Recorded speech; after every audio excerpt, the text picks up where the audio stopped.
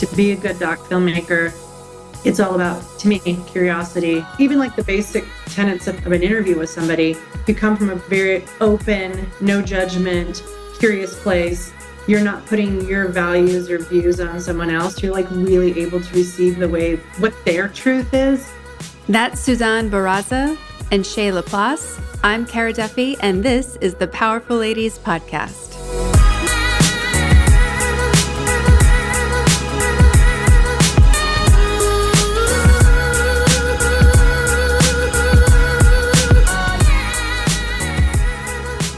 Yeah, I'm really excited to talk to you guys today. I've known Shae since the beginning of Powerful Ladies, essentially. And when I got to experience Mountainfilm Festival last year, it was so impactful for me about the topics that were covered and who was there and just the vibe. So I'm really excited to be sponsoring this year and getting to come back. Yay. Sorry, Brisket's in the room, so there might be some jingle jangles in the background. Your dog is Brisket? That is so yes. cute. But before I get too far along, let's just tell everyone who you are, where you are, and what you're up to in the world. Sure, Suzan, you should probably go first. Okay. I'm Suzan Beraza, and I'm in Telluride, Colorado right now. And currently I'm the festival director for Mountainfilm Festival. Amazing. I'm Shae LaPlace. I am the marketing manager here at Mountainfilm and a previous Powerful Ladies employee and lover of all things Cara Duffy. We are in Telluride together. I think a lot of people are already wondering, like, what is this film festival? They've heard of the Telluride Film Festival, but maybe not this one. So how are they different? What's the origin? What should people know about the festival itself? Mountainfilm started in 1979, so not quite as old as TFF. We're about 5 years younger. And we sort of book in the summer in Telluride. We're Memorial Day weekend, they're Labor Day weekend. So we've always had a lot of affinity between the two festivals. We're a purely documentary film festival, while TFF is obviously many things. And another thing I think that's fun for people to know about Mountainfilm is that in the very beginning, it was purely sort of a sports, climbing, mountaineering type festival. And then over the years, it kind of broadened into topics like environment and world cultures. And I'd say in the last probably 15, 20 years, it's gone beyond that to issues like social justice and human rights issues and that kind of thing. So for me, that is a really exciting place. Like, I don't know if I could work at Mountainfilm if it was still a purely sports-oriented adventure type festival, but the kind of broadening that's happened over the years has been really exciting for me. Yeah, it seems like a very natural progression from adventure sports into this more cultural, environmental activism space because it's all connected. And I think it's always nice to bring it back to the mission, which Mountainfilm's mission is to inspire audiences through film, art, and ideas to go out and create a better world. And I think that you can really feel that when you experience it here, when you watch the films that we choose in the speaker series programming, the doc talks, the coffee talks. It really is about starting those conversations and everyone being a part of those conversations.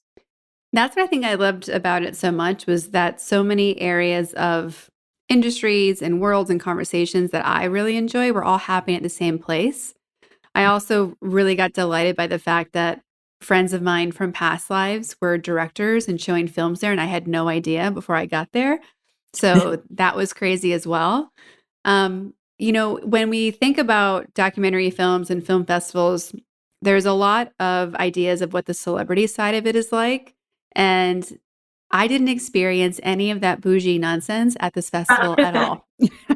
Yeah, well, luckily, most documentary filmmakers are pretty down to earth, and it's not like you get into documentary films to make money. It's sort of like you're doing it because you're passionate about something and you really, really give a shit. And you're covering this issue or topic or covering this person's life story. So I think you're exactly right. There isn't sort of this bougie celebrity thing going on at Mountainfilm. I'd say the biggest celebrity we have coming this year is probably Jimmy Chin. Right. And he's someone who's taken the documentary film and just like blown up with it. Mm-hmm. So he's kind of become a bit of a celebrity, but in general, we're just like poor, starving artists, just trying to, like, as Shae mentioned, trying to make the world a better place. Well, and you speak from experience as a filmmaker yourself, which I think is important to touch on. Yeah, I surely haven't. I surely haven't made a living from being a filmmaker. How does your filmmaking career start? How did it start? It started, wow, a long time ago in 1999. I started out as an editor, and I made a short film. And I'd been in the theater world before as a director and performer, so I love the arts and visual arts in particular. And I kept having my ideas in film more than in theater. So I thought, maybe I should try to make a film. So I got some friends actually who work for Telluride Film Festival, because I've worked for Telluride Film Festival as well for many years. And we just got together and made this short film. And I had to learn how to edit in order to finish the film. So after that, I sort of had a career in editing for about 20 years and directed little projects here and there on the side. And then in 2008, I started my first feature documentary, and I've made 3. And what have they been about? The first one is called Bag It. That was about the overuse of plastic, single-use plastics, and its impact on the environment and ultimately on human health. And that film had a pretty good life. It was on Netflix, and it played over 3,000 times around the world. That was my most commercial success. And then after that, I've just gotten more and more vague. My second film was called Uranium Drive-In, and that was funded by Sundance Institute. That was about a uranium mining town near where we are now that had gone bust, and their hope to bring mining and milling back. Like, there was a promise of a mill coming back, and how that just made people really excited, and sort of what happened after that. And then my third film, which my most recent film, was called Massacre River, takes place in the Dominican Republic and Haiti, about the Dominican changing their citizenship laws to do away with birthright citizenship and make it that you had to have at least one parent who was Dominican. So over 200,000 people of Haitian descent who were born in Dominican lost their citizenship. So following a family in that story.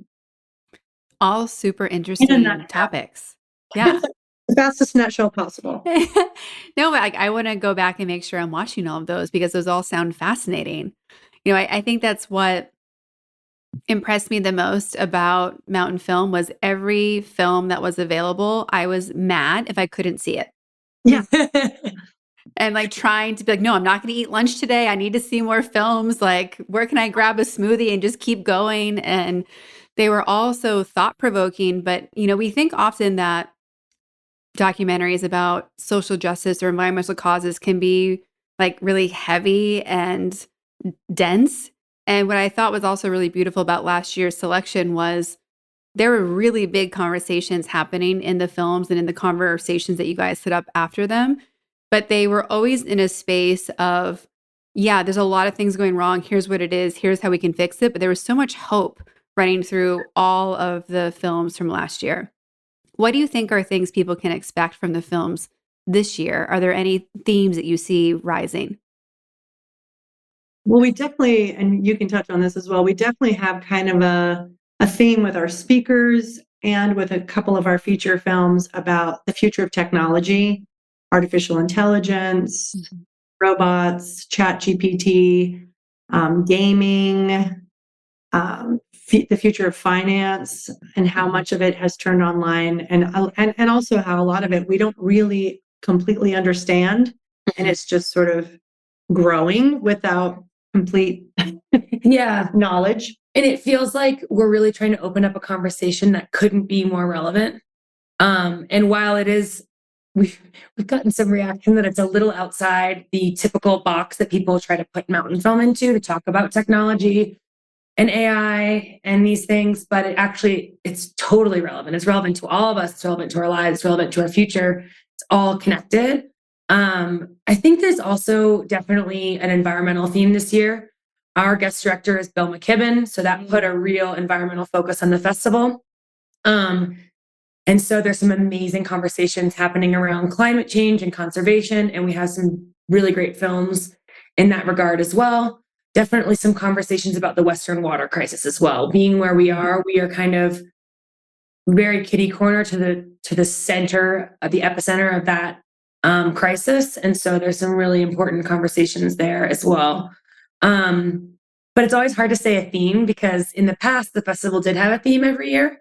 But we no longer like force that. We sort of, it seems like we let it happen, right? Right. Yeah. And I would say there's always a lot of really interesting films that sort of bridge the gap between culture and what's happening to people in the world and the environment and how it all is very connected to one another. Yeah. Because we have, I think about The Grab and I think about Patrol. And then last year, you loved The Territory. That film was so yes. great. Yeah. Go ahead. I know I've just told so many people about it. I'm like, and I think I've mentioned it maybe 50 times on this podcast. I love it. Because we'll bring up because it was just such an amazing experience for me overall. And to see into that world and to see more people that I want to be spending time with and associating with, like it just felt really great. Like I fit into that environment. And I think that's what's been getting me excited about talking about the films and to go again this year of, that this podcast was almost called The Awesome and the Up to Something. And when I think about who's coming to that festival and showing and presenting and all the people involved, they really are focusing their lives on being up to something that matters to them and doing something about it. And, to the point you mentioned earlier, not necessarily doing it for fame or glory or the money side of it. They're doing it because it's the right thing to do. And part of why I loved The Territory so much was like the so many layers were in it. And what I thought was the most fascinating part was I wasn't expecting a conversation about Indigenous people in the Amazon to also go into allowing people to have their own space for their voice. And that whole conversation of, a bunch of white guys from the US wanting to do this film and then having to give it over at levels beyond their expectations for the storytelling. Everything had so many layers to it, which I thought was really fascinating and intellectually stimulating also. Yay. I love to hear that. Yeah, and there's definitely some films in that vein this year that are definitely having a similar conversation.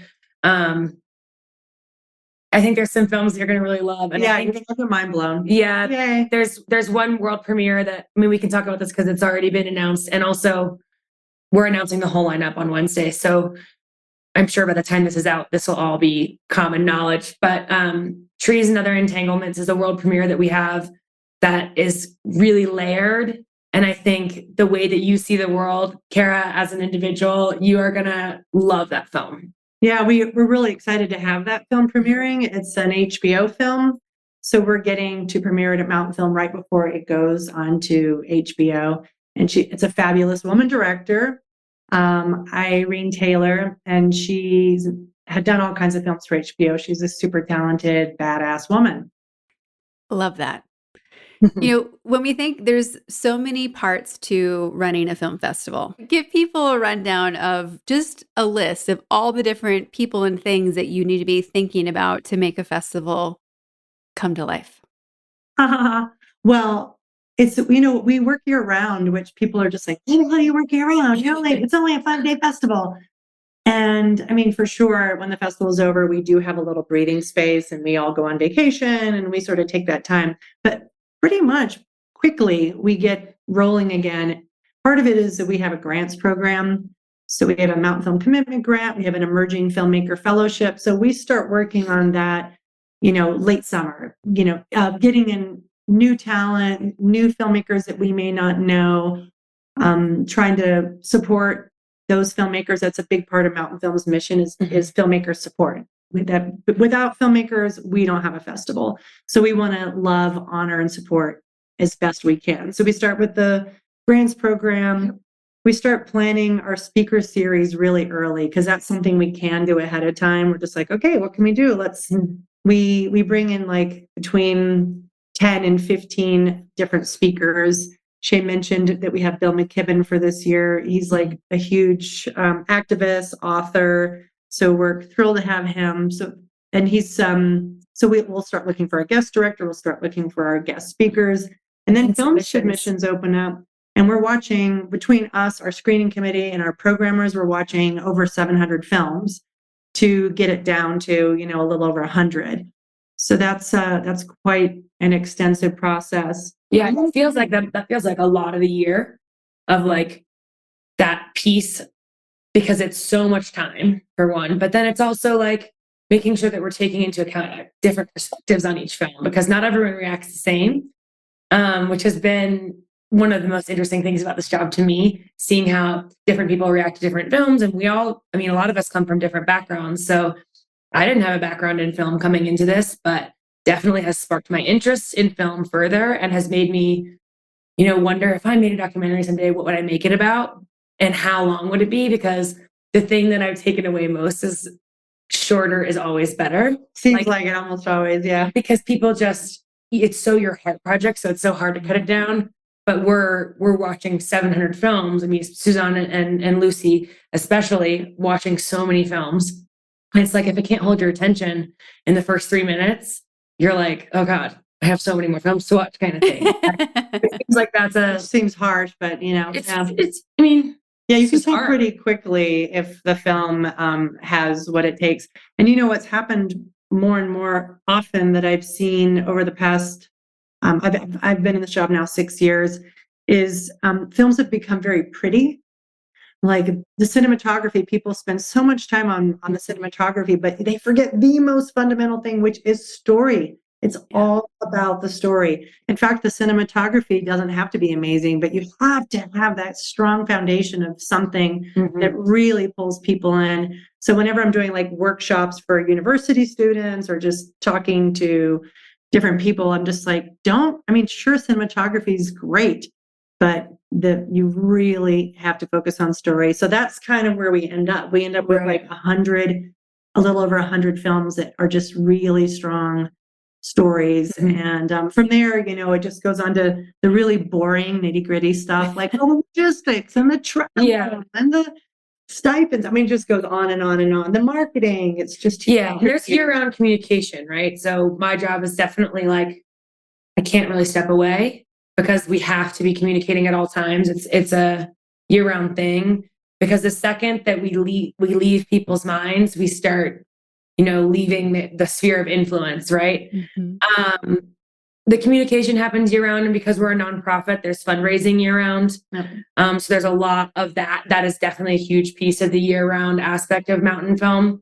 But there's a person whose role is to take care of lodging and travel and accommodation for the filmmakers that we bring here and for the speakers that we bring here. And then there's a lot of the tech stuff that like I'm super unfamiliar with, but we bring on how many employees for the 3 weeks of the festival? Like starting in a week, we have like over 100 additional technical employees coming in that are doing, theater management and projection, rigging, all kinds of stuff. So, we go from this teeny tiny staff after the festival. I think there's like 8 of us after the festival, if that, maybe 6, to by the time the festival, we have over 100 staff members. And so this time of year right now, the office starts to feel really full. Which is why we're crowded into my own office, because it's like chaos out there.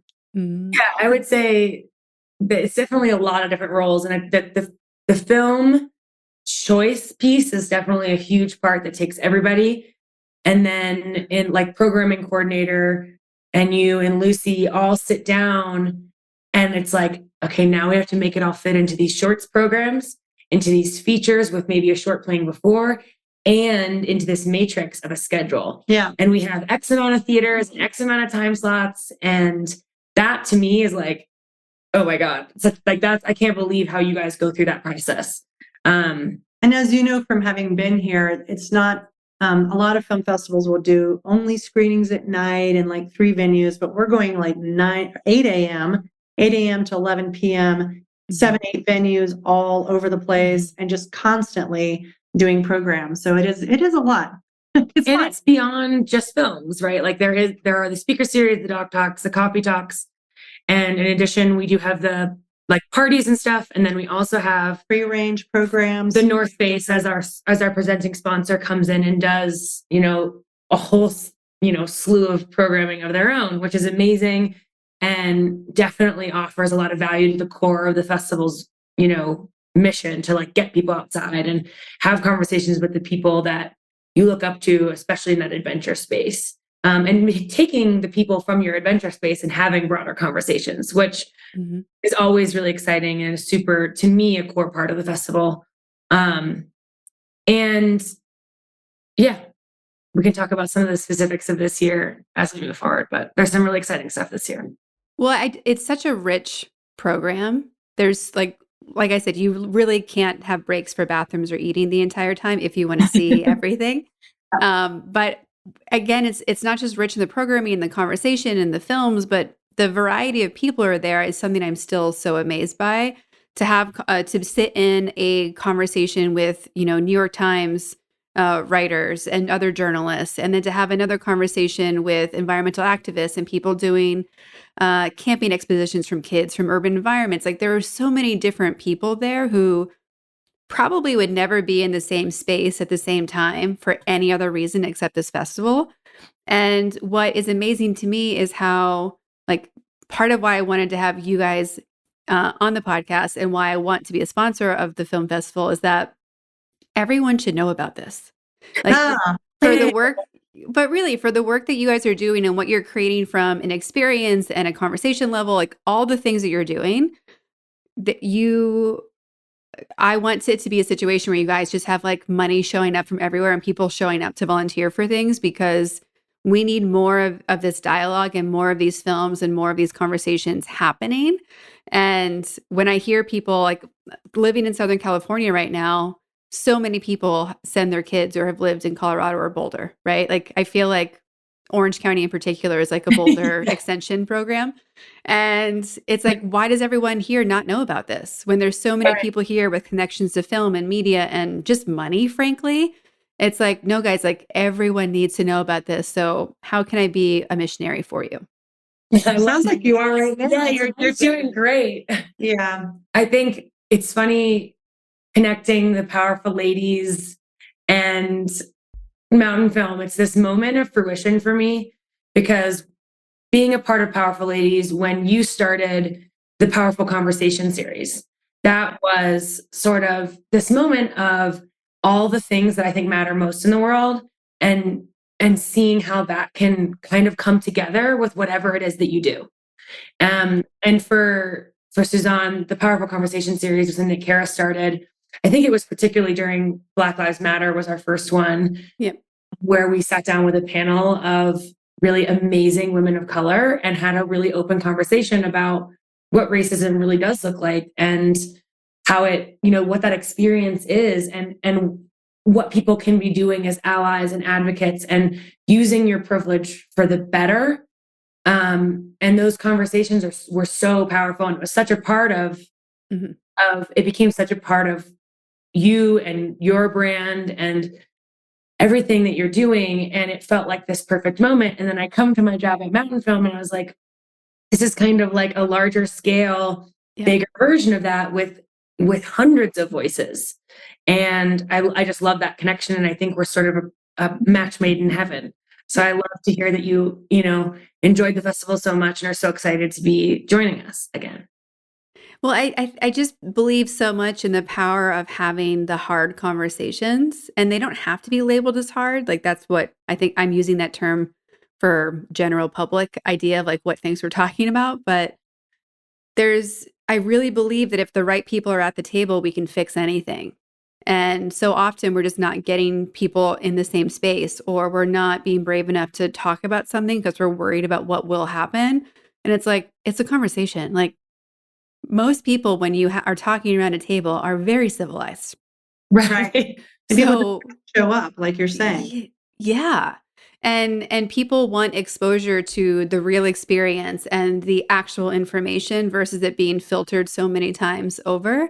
And through, I think, documentary films and through real in-person, literally roundtables, you're getting the firsthand experience from people and being able to engage and ask questions, because, with where social media in particular has taken us, we're getting much more bubbled conversations versus of the variety of them. So we almost have to force getting exposed to people who aren't like us and who haven't had our experience and who have different ideas, because it's so easy to get siloed now into just talking to a bunch of people who also like rock climbing. And you're like, well, Echo okay. chamber.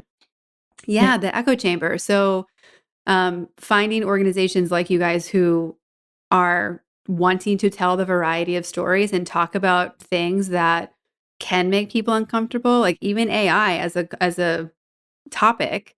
People have a lot of opinions. Most people don't have any idea what's happening with it. Like no one really knows like what's real and what's not. And is it doomsday? Is it helpful? Like how afraid should we be? Should we not be? Like there's most people are in a space of a million questions. Right. So who actually has answers and can we talk to them? Because Right. otherwise we're just asking each other the same questions over and over again and philosophizing, which is fine, but it's not actually giving us information to make better choices from. Right. It doesn't sort of encourage the growth, which is the whole point. Yeah. Right. Yeah. And something I've been talking to a lot of clients about lately is I get surprised when people aren't curious.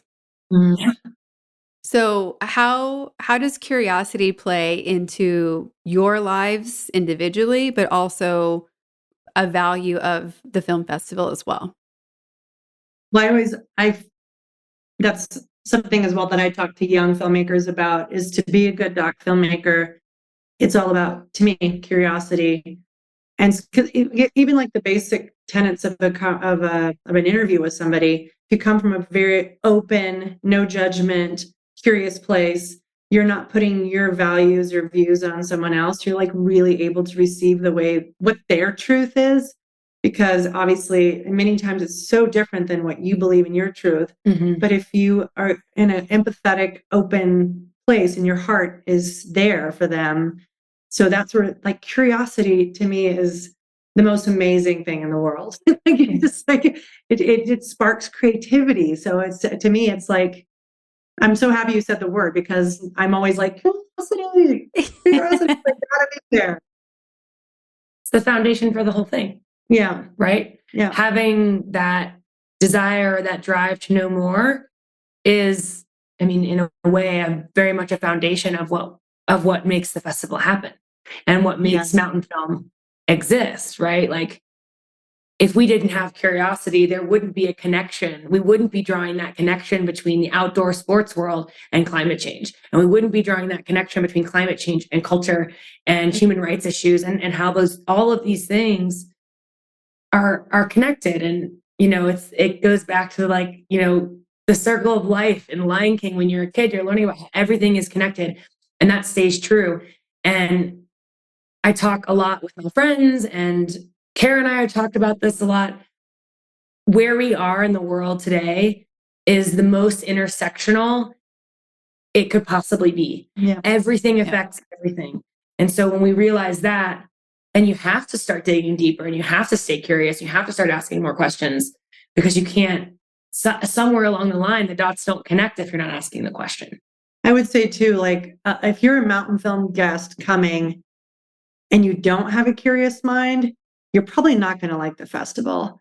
Right. You're going to be frustrated by it, because there are going to be issues or opinions that come forth in discussions that you're not going to agree with, and you're just going to be kind of pissed. And we get that kind of person that comes to Mountainfilm that is very set in their ways, extremely closed. And they're the ones that usually reach out to us and said, I can't believe you did that talk about whatever. Fill in the blank. But the perfect Mountainfilm guest is one that approaches the festival with openness and curiosity, because then you're gonna just hear things or learn about things that completely shatter your world in a good way. Like, it's something that's needed to go away. You've had some kind of deep belief that just doesn't serve you anymore. And the way that you can have that confrontation to that belief, whatever it might be, will be at a place like Mountainfilm, when there are so many guests showing different perspectives and ideas and philosophies. So I would say, for anyone out there on your podcast who's thinking of coming to the festival, just really give yourself that challenge of coming with an open heart. Yeah. And a curious mind.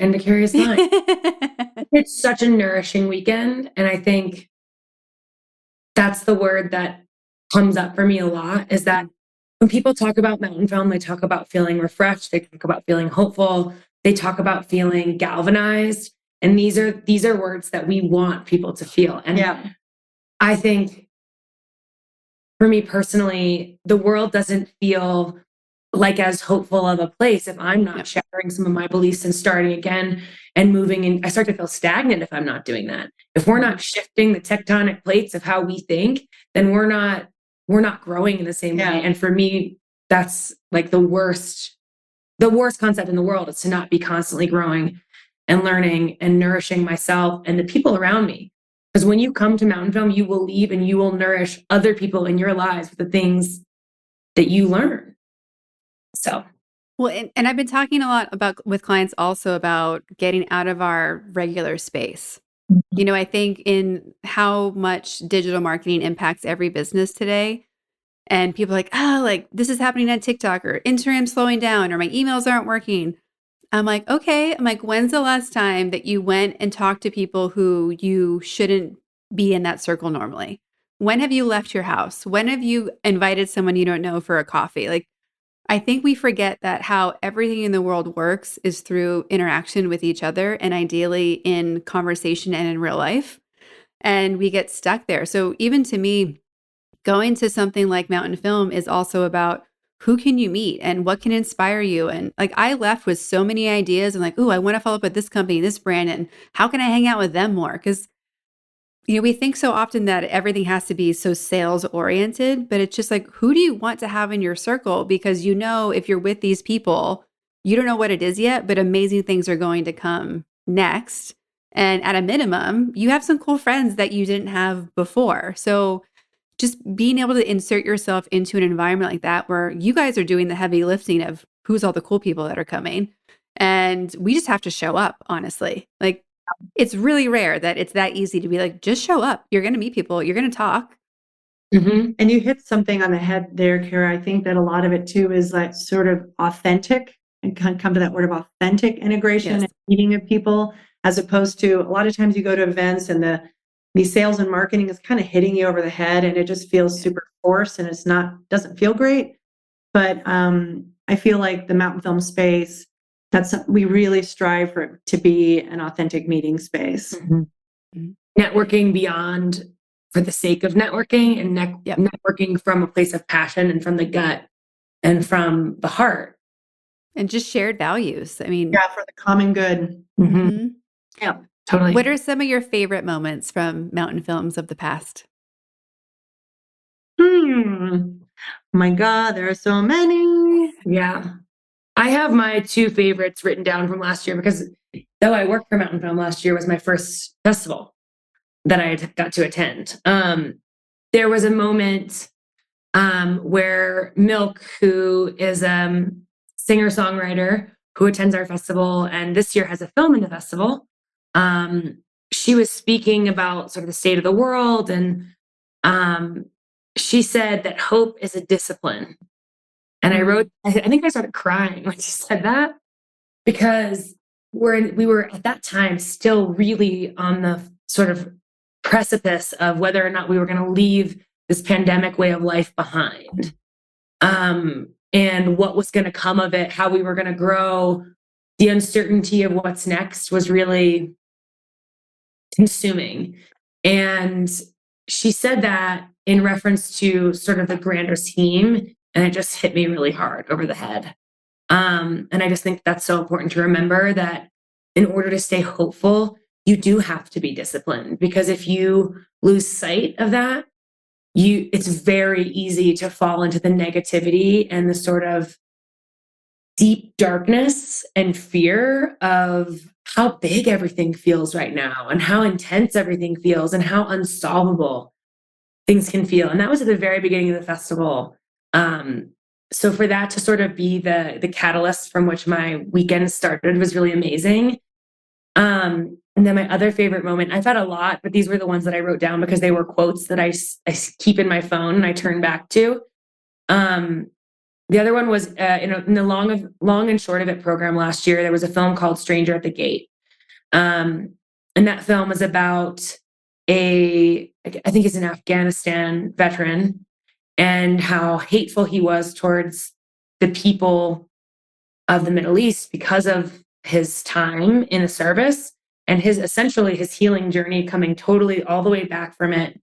And he spoke after his screening, and he was talking about the state of our country and the divisiveness of our country. And that's something that I really struggle with, seeing it in my own family, within my friendships, things like that. And he said, a room full of people formed this nation.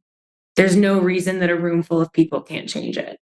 And that feeling is so powerful, to know that, like, maybe we're not in politics and maybe we're not on the floor in Congress, but there is still power in being a room full of people who believe that we can do something. When you resign your hope or belief that you can make a change, then you really have given up, and you resign any chances of making anything happen, and you accept that things are going to stay the way they are. So those are my two of my favorite moments from last year. Well, and with that quote, you give up your power. Mm-hmm. Like, you surrender it, and Your nothing agent. breaks my heart more. Yeah. I'm sure you have a lot of them. Well, it's almost like, I was just thinking about it. I have been involved as a filmmaker or a volunteer, doing different things with staff for so long, for like over 25 years, that it seems crazy, but it's almost hard for me to synthesize like all that time and come up with like one favorite with so many, because there's just so many. I'm like, oh, I could talk about him. I could talk about him. Mm-hmm. Like Paul Watson with Sea Shepherd coming, and Sylvia Earle who's a ocean conservationist, and Paul Hucken, who wrote the book Drawdown. He was an amazing speaker, and so it's almost like it's been such a. I'll say this. Mountainfilm, going to Mountainfilm in particular, is what started me on the path of becoming a filmmaker. So that's been my big inspiration moment. Like, I saw these films and I heard these speakers, and I was felt so empowered that I just thought, well, why couldn't I do this? Why wouldn't I be able to make a film and hopefully make a difference, or have voice, try to give people voice? And so I guess that's been the main impact that Mountainfilm has had on my life, is it just changed the complete trajectory of my career and who I am. So that's pretty big. That's pretty amazing. We talked very briefly about power and what that means. So I'd love to hear from you guys. What do the words powerful and ladies mean to you? And do their definitions change when they're put next to each other? Wasn't expecting this one.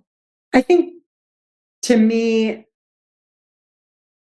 especially in the scope of maleness, power often can have a pretty negative connotation, because a lot of very powerful people are also just not very ethical or honest people. Mm-hmm. And it feels like it's kind of tainted the word.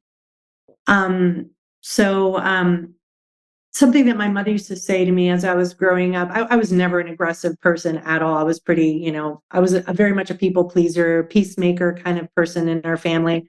But she was like, you can be assertive and not be aggressive. So to me, power is that. It's being assertive and holding your place and your voice, but not being aggressive and not doing it at the expense of others. Mm-hmm. Yeah. And with ladies, when you put that, or I don't know if you said ladies or women, I guess we're both. Yeah. But I think that women I have to work harder at it than my male contemporaries. I have so many male filmmaker friends that are like, Suzan, you just need to push more. Like, you need to be more of a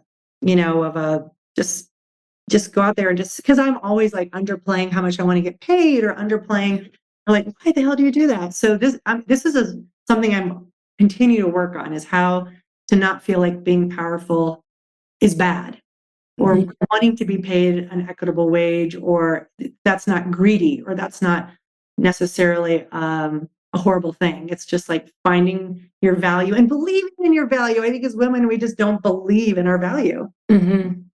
Often. Yeah.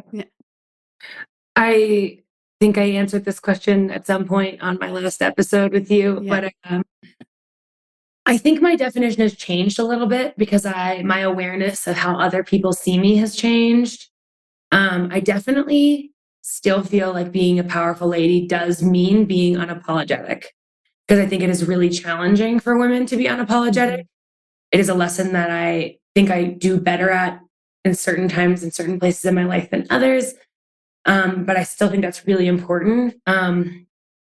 And I think for me recently, power has returned a little bit more to finding my softness and embracing some of my sensitivities.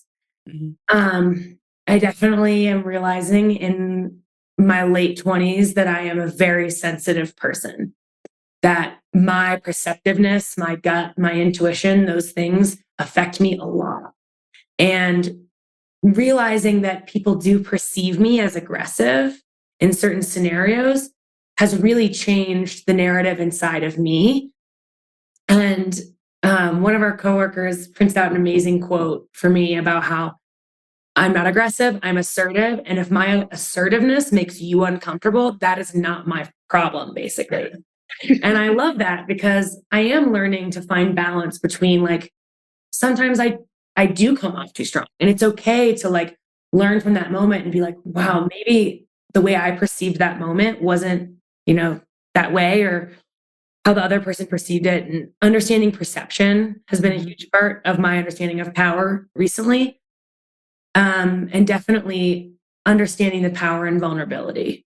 I think I was definitely raised to believe that being strong and like physically strong and outwardly tough and not letting cracks show, was a way to become powerful and for people to perceive your power in that very masculine sense. But that's changing a lot for me. And I think when you put powerful ladies next to each other, it's all about sort of that ebb and flow and that sliding scale of like, women can be both powerful and also soft. And sometimes softness is powerful, and sometimes sensitivity is powerful. And I think about like the connection between the word sensitivity and intuition, because intuition is so much more active. It gives you so much more agency, versus sensitivity feels really passive, but they're very similar words. Like, I'm very sensitive to how other people are speaking and behaving, and it's triggering my intuition. It's triggering something that I'm feeling, I think all of that sort of comes together in women. And I love that sort of witchy female intuition too. Yeah. So I love all of that. I think there's magic in power in women, especially when the two are combined. And I agree with everything Suzan said too. Like, as a woman, the expectation is totally different. We've talked to my brother a lot. My brother is amazing, so smart, so successful. But his whole thing, he's like, lie, Shae. You want to get that job? Lie. Get it. Go get the job. You'll figure it out once you're there. And I'm like, oh, I can't live like that, or whatever. This male sense of like, who cares? You're not going to get caught. Just do it. Like, that's something that women don't live with. But I think, much for sure. Yeah. Yeah. But I think in this stage of my life, I'm trying to learn a little bit more of that sort of blind confidence that women aren't that's necessarily instilled with.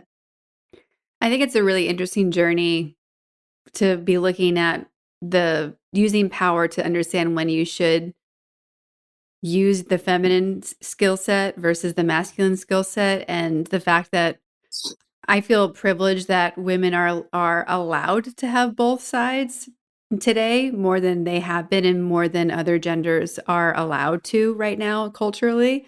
So how can we know what kind of dial to use to get done what we need to, or speak up for who we need to, or to move things in the way that we want to be a contribution? It's really interesting. So I really feel how are you using both sides, and when do you need to lean into one more than the other? We ask everyone on the podcast where they put themselves in the powerful lady scale. So if 0 is average everyday human and 10 is the most powerful lady you can imagine, where would you put yourself today and on an average day? Goodness gracious. I'd say I feel like, wait, what was average? 0. 0. Okay. I'd say I feel like a good 6, 7 most days. Yeah. Yeah. I feel pretty confident in my abilities. And I also have this kind of underlying belief that you just not the fake it till you make it, but you just have to go for it. Like find what you really want and just don't let people tell you no. I tell you, when I have an idea or something that I want to do and someone says no to me, it almost makes me like a bulldog where I'm just like, I'll just show you, just you wait, like you can't do that. That just makes me like, oh, I'll show you. I mean, I really think that kind of tenacity is how I was able to make films because I didn't know shit from Chanel, like how to make a film, how to get the funding, how to, get it on Netflix, none of that stuff. You just have to kind of really push forward. That was kind of a long answer to say. I feel like it's 7. That was a great answer. Today, how do you feel Today and lately? Yeah, I'd say around there. Okay. Yeah. Well, this is always a tough question for me because I think on an average day, sometimes I probably lie closer to like a 4. Like I always feel like there's so much for me to learn. And when I say that, I don't mean it in like a helpless way or in a lack of power, in more of the sense that like I'm just not at my full capacity. I'm not Me too. You've done so much for your age. Like I'm old. So like when I was Shae's age, I was like probably a 2. So honey, you got some good brain sense and time. Thank you. Yeah, I think I live at about a 4 where I'm like, I just know there's so much more. Like I do feel powerful and I do feel like I'm capable. And I definitely have days where I'm like, all I do is disappoint people and I fall short. And that's a terrible day. And so the balance of that lands me somewhere around 4. I think today, and I think I said this last time too, today, having this conversation, this puts me at more like 6, 7, 8. Yeah, baby. Because it's so good to like talk about what we're doing. You're wicked smart. Oh, thank you. I think you're amazing. You're so smart. Look at We can 3 work together. documentaries. Together. It's pretty cool. This is a fun, amazing to me, like meeting of the minds. So this feels really special. And this is the kind of stuff that matters most to me. And yeah. So today definitely closer to a 7 or 8 because the power just feels off the charts when we come together and have a conversation. And knowing that I get to be a part of what Mountainfilm is and what festival goers experience, that is so important to me. And just allowing it, I think, and having the support, because I think we can start to feel like our energy and our power sort of drains. And just, I love it when women support and encourage and nourish other women. This whole thing where it's like a really ugly type of woman that just wants to push other women down so they can feel better about themselves. Fuck that. I think we should all be about mentoring, loving, and supporting each other. Well, it's the most powerful we can be as a collective and also as individuals. We've talked about this at length that like, because women aren't instilled with that individualistic nature the same way, we do have an ability to sort of innately get together and make shit happen and say, let me lift you up. It's not going to put me down to lift you up because I know I'm going to need your hand too. And I think that that's really beautiful. And, at Mountainfilm, we do have almost an entirely female year-round staff. And I think that's really special. As much as it's important to have diversity and have men and women, people of all backgrounds, I love having an all-female staff. And Kara, as a fellow all-girls school human, how, I never realized how powerful that was. Being in a room of all women is so important and has so much power. So, yeah. Well, for everyone who is excited to attend Mountainfilm, submit films for the future, figure out how they can support, sponsor, all the things, where can they go to find, follow, get tickets, all that? So on Instagram, we are at Mountainfilm, all one word, all lowercase, and mountainfilm.org is our website. If you're interested in becoming a sponsor or donating to organizations connected with films, there's a Get Involved tab at the top, and there's lots of places to put your money there. that's sponsoring, that's donating, and that's also our Take Action initiative, as well as where you'll find the commitment grants and emerging filmmaker information. Those applications don't open again until the fall. And same thing with submitting a film. That'll be under the festival tab to submit a film. So that deadline, I think, or that submissions will open again in the fall as well. I think typically late October, early November. The festival this year is from May 25th to the 29th here in Telluride, Colorado. Passes are available on our website. The schedule will be going live next week, so you'll be able to see all of the films and everything that's happening. I did want to take a moment to mention that this year's festival is dedicated to Hillary Nelson, who was a very much a pillar of our community and of the Mountainfilm family, who lost her life in the fall on Manaslu in the Himalaya. And we're going to have a big party celebration in her honor, and an amazing tribute to her with a film that's never been seen before. So lots of amazing things going around. And she is truly such a powerful lady that we all have so much to learn from still. Yeah.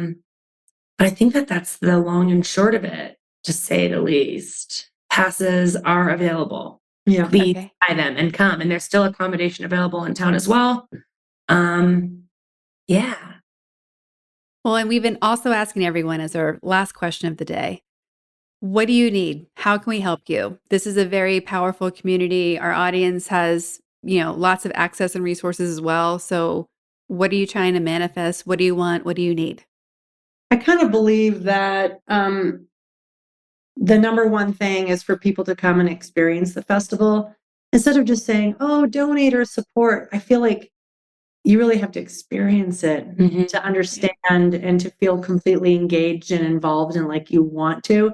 And I almost don't even want people to support the festival if they've never been, because that sounds stupid, but it's like, it's like a magic soup. You just come, drink the Kool-Aid, you understand like what's happening. So I guess my thing would be to please come to the festival and experience it. It's, obviously it's hard to get to Telluride, and people have very busy lives, but once you allow yourself to have the space and know that maybe you need it. Like, it's almost like going to a yoga retreat or somewhere for you to take care of you and fill your cup. So that's really what Mountainfilm is. You'll go on beautiful hikes, you'll see amazing films, you'll hear incredible speakers, and you'll get recharged and ready to kind of face another year when sometimes the news isn't so great. There's so many things happening in our world, and things that are anti-female, anti-woman, that this can be a place for you to become recharged and re-energized. Yeah. I will say Cheryl Strayed comes every year. She's a very well-known author, did she has a Hulu series, Tiny Beautiful Things, wrote the book, Tiny Beautiful Things, which I highly recommend. That's exactly what she says to me when she comes. She says, this is my opportunity to prepare and be filled again so that I can kind of face the world. So that's the kind of energy that we're hoping that we can provide for people. Yeah, I would say the same. I mean, we love donations. Of course, that's great. More money in the pot gives us, more opportunity to share and to do more things. I think that's great. But I think that passes is the most important thing. Buy a pass, come to the festival, experience it. If you're someone who has, time and money and wants to go big, do a donation pass, do an homme de blâme, do a patron pass, and come and experience it in complete, most luxurious entirety, and interact with the filmmakers in intimate settings and put yourself in the room. I think the thing about Mountainfilm is you're putting yourself at the table and you're putting yourself in the room with the people who you want to be in the room with when it comes to changing the world. And that would be the biggest thing. Buy your passes, come and see us.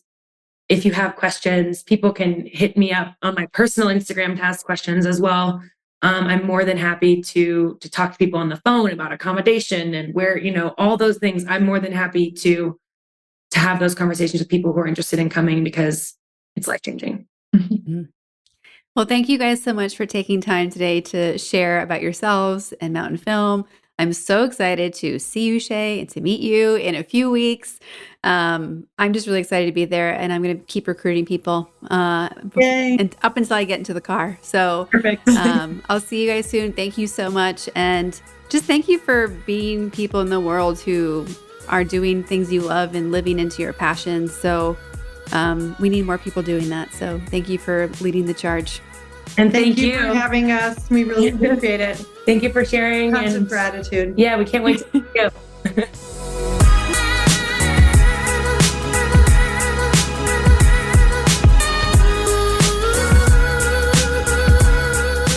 All the links to connect with Mountainfilm, Suzan, and Shae are in our show notes at thepowerfulladies.com. Please subscribe to this podcast wherever you're listening and leave us a rating and review. Come join us on Instagram at Powerful Ladies. And if you're looking to connect directly with me, visit karaduffy.com or Kara_Duffy on Instagram. I'll be back next week with a brand new episode. Until then, I hope we're taking on being powerful in your life. Go be awesome and up to something you love.